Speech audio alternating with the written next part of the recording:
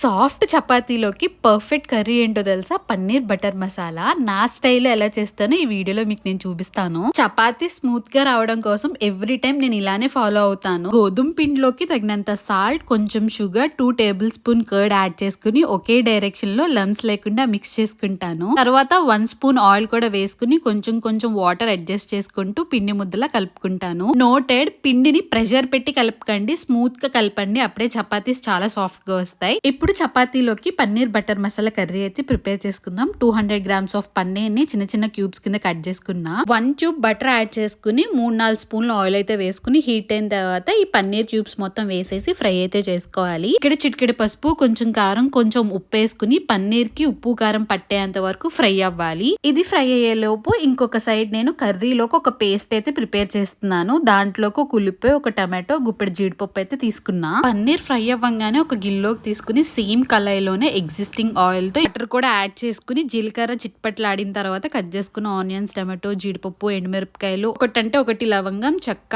యాలక్కాయలు, కొబ్బరి అండ్ నువ్వులు వేసుకుని పచ్చివాసన పోయేంత వరకు వేపుకుని పక్కన పెట్టి ఇప్పుడు మనకి కర్రీలో గ్రేవీ కోసం గిన్నెలో ఒక ట్యూబ్ బటర్, కాస్త ఆయిల్ వేసుకుని జీలకర్ర చిట్పట్లాడిన తర్వాత కట్ చేసిన ఆనియన్స్ కూడా యాడ్ చేసుకుని తగినంత ఉప్పు వేసుకుని మగ్గనివ్వాలి ఉల్లిపాయల్ని. దాని తర్వాత అల్లం వెల్లి పేస్ట్ కూడా వేసి పచ్చివాసన పోయేంత వరకు వేపుకుని తగినంత కారం, ధనియా పౌడర్, జీరా పౌడర్, గరం మసాలా, కొంచెం వాటర్ వేసుకుని మసాలాలన్నీ వేగిన తర్వాత ఆయిల్ పైకి తేలాక మనం ఏదైతే పేస్ట్ పట్టుకున్నామో అది కూడా యాడ్ చేసుకోవాలి. ఇక్కడ మనం పన్నీర్ కూడా యాడ్ చేసుకుని కాస్త వాటర్ పోసి థిక్ కన్సిస్టెన్సీ వచ్చే వరకు లో ఫ్లేమ్ లో మూత పెట్టేసి మగ్గనివ్వాలి. వన్స్ అది మగ్గిన తర్వాత ఇక్కడ నేను స్వీట్నెస్ కోసం క్రీమ్ యాడ్ చేయట్లేదు, నా దగ్గర అవైలబుల్ గా లేదని చెప్పి షుగర్ వేసుకున్నాను. అండ్ లాస్ట్ లో బటర్ వేసేసుకుని స్టవ్ ఆఫ్ చేసేయడమే. ఇంకొక సైడ్ చపాతీలను కూడా నేను ఇక్కడ కాల్ చేసుకున్నాను. ఇంకా ప్లేట్ లోకి తీసుకుని సర్వ్ చేసుకుని పన్నీర్ కర్రీ వేసుకుని తింటే ఉందండి నెక్స్ట్ లెవెల్. అంతే. ట్రై చేయని వాళ్ళు ఒకసారి ఇలా ట్రై చేసి చూడండి. తిన్న వాళ్ళు ఎవరైనా ఉంటే కింద కమెంట్ చేయండి ఎలా ఉంటుందో.